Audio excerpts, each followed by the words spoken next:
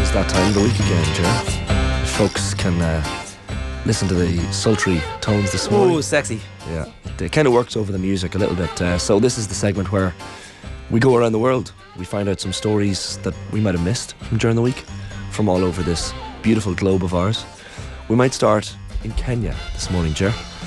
David Rudisha, the former Olympic 800 metre champion, he's had a busy week.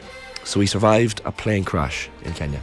Look at this photo. So that's him standing beside the wreckage. Plane had engine trouble. The pilot tried to land it on a strip, hit a tree, which is why the plane is upside down on its roof. Himself and 5 others on board. They had attended the annual Maasai Olympics competition at a wildlife sanctuary. So he was very lucky. I love his cape. Yeah, I mean it does kind of work.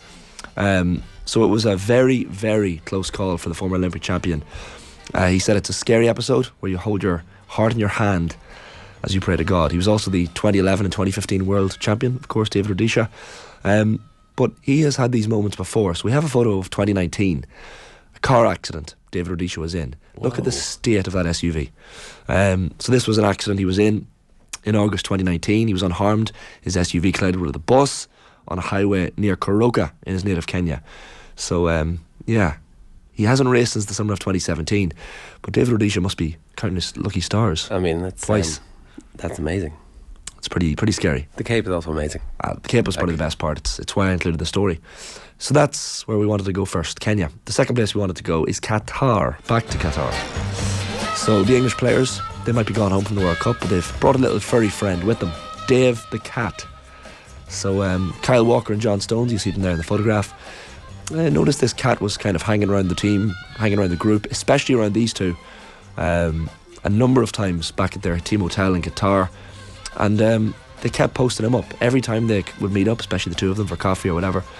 This cat will pop out. John Stone said, first day we got there, Dave pops out. Every night he sat there waiting for his food. Dave was involved in a fight with a rival cat. Oh, did he win? He won.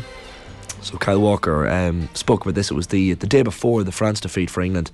At least one of them's a winner, eh? Exactly, yeah. And he said, Dave's fine, thanks for asking. So I mean, they kind of they made up the name Dave. They don't know what his name was before, but the word is now that Dave the cat is coming home with them. We've got a video of Dave the cat as well. As the press get a photo of the little meowing English mascot. To the team. They're still undecided as who's having him, but he's going back. I mean, is this not a bit like going and stealing something? I mean, like, is this? Are you allowed to just take stuff? You go to another country and you discover you're like, I'm just going to take this because nobody else wants it. I'm sure they got permission from the hotel. They were these marbles, this baby, this cat. It's just a little bit colonial, isn't it? We were speaking about colonialism earlier. Like the English do like taking things that aren't theirs, but either that or the cat won the lottery. I can't decide. True. Yeah. But I mean, the cat hasn't a clue what they're saying either because they're not speaking in Arabic. Not a notion. I think he has to do 3 or 4 months of quarantine when he gets to the UK. I'm going to follow this story. They better bring him home now. That they promised it. Yeah. So imagine how they're like, stick him in quarantine. What cat? It might not be coming home, but certainly that cat is coming home to England. And look, he's going to have a good life living with a professional footballer. Although I feel like in 4 months they're going to kind of go off him and be like, I don't really care about him anymore. It was a good tweet. It was a good Instagram post every now and again during the World Cup. But although those two do seem like good fellas. They do, yeah, to be fair. 2 of the sounder lads on the team. We'll head to China next year. Chinese snooker stars suspended. You wanted to continue on the cat, did you? No, Colin was wrong about his manager retaining, according to Fergus Keogh in the comments. Fair. Colin went out on a limb. Just making shit up here. Yeah, to be fair. But Chinese players have caused some serious controversy. You see Yang Bingqiao in the photograph there we have. He's one of the rising stars of snooker. He's Masters champion as well, a Masters champion. He won it last year. He's only 22. He's been banned from attending or competing in snooker events, with immediate effect, the World Snooker Tour said on Monday.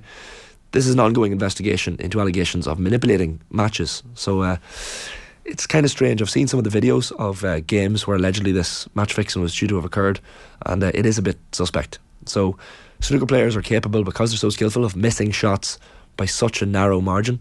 So the players involved, 5 Chinese players on Friday, Lu Ning, Li Hang, Zhao Zhanbo, Bai Lang Ning and Chang Bing Yu, suspended and then Liang Wenbo also. So it's one of the most popular sports in China. It's not one of the most well-paid sports for players that aren't in the top 16. So the temptation was clearly there for some players to cash in and rig matches, and sometimes it was a case of, if you're way better than an opponent, throwing away one frame, so winning 4-1 as opposed to 4-0, and large sums of money being placed on these matches. So it's a bit of a stain on snooker, bit of an embarrassment for the sport as well. So we'll wait and see. These stories are going to come out even further across the next week or two, I'd imagine. We'll go to Australia next, because Ireland, we heard this week, Vera Pauw's team announcing Brisbane as their base for the 2023 World Cup next summer. But the hotel, lads, I mean, unbelievable 5-star hotel. So it's Goodwin Park will be used as their training facility.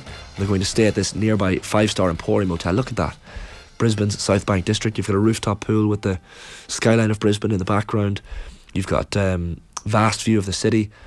You've got Maserati trips as well. You can take trips around the city in Maseratis. I don't know if the Irish team will be taking up that offer.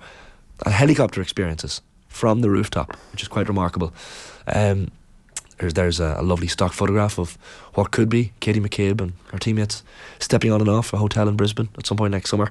They got Stephen Donnelly to post the pictures somehow. Did, yeah, exactly. So hopefully, but it's one of these hotels, a minimum of €845 for 2 people. What? It's pretty expensive. A night? Yeah, it's a pretty expensive hotel. Now, there's a lower end of 224 per night of some basic rooms. Right. But it's a 5-star hotel. It's quite an incredible place. Well, sure, look, it's the World Cup. It is, exactly. It's around the world, so I don't know if this counts as a place in the world, but no, it doesn't really. We're going to head to the moon next, and finally, Ger, 50 years since humans last walked on the moon. And it's probably perhaps no surprise that I'm going to get some space onto this episode at some point. Around this time, 50 years ago, December 15th, 1972, 2 astronauts, Gene Cernan and Harrison Schmitt, were lifting off from the moon's surface. The last time humans have been on the surface of the moon. How are you working the moon into these? Go on. Tell you why. Because these 2 astronauts, Cernan and Schmitt, who I've managed to meet and interview. Oh, did you meet them? Oh, I never knew that, Shane. Well, you never mentioned that. Oh, look. You look so young. I do look young. That was 2013. Myself and Gene Cernan, whose handwriting I have tattooed on my ribs. Fun fact. They set the lunar land speed record.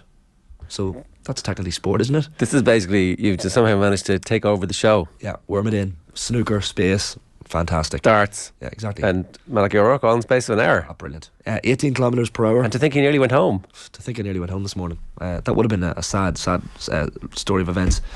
There was also the first ever Lunar Olympics, Ger, which Alan Shepard and Edgar Mitchell and Apollo 14 partook in. So Shepard famously hits a golf ball on the surface of the moon. Right. Mitchell throws a javelin and throws it 3 inches further, wins the first Lunar Olympics. Oh, I didn't realise the javelin thing. There you go, yeah. Right. So it's funny how big golf stole the moon landing, whereas all big javelin needed to do was to remind everybody this happened, and then javelin would be the sport that we all do into later life. Exactly. The final story that I hadn't mentioned very briefly was there was a guy who was very worried. Well, we're heading to Buenos Aires finally. He was concerned he was going to miss the start of Argentina-Croatia, and he hijacked a bus full of passengers in San Miguel in Buenos Aires, drove it 4 kilometres in order to speed up his journey home. He was afraid he was going to miss the match. So, I mean, the things you do for football. And not a judge in the land. If they win, not a judge in the land will convict him. Exactly. Worth it. So that's this week's Around the World.